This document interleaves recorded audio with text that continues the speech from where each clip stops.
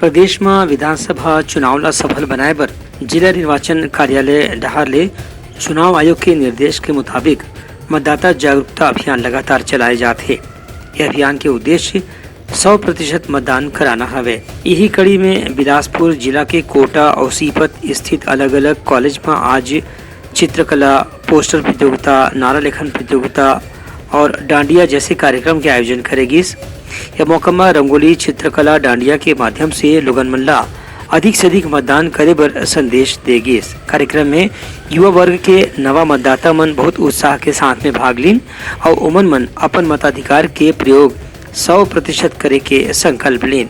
ये कार्यक्रम में शासकीय निरंजन केशरवानी महाविद्यालय कोटा, सीपत स्थित Madanlal Shukla college, DLS college, Navapara के डीपी शुक्ला स्कूल के मतदाता मन विशेष रूप से भाग लीन एवं जम्मो युवा मन मिल के एक जागरूकता रैली घलो निकालीन, जेकर नारा रही से एक दिया एक वोट। एकर माध्यम से लोगन मन ला मतदान करे बर प्रेरित करेगी। ब्यूरो रिपोर्ट, उतलंघा न्यूज।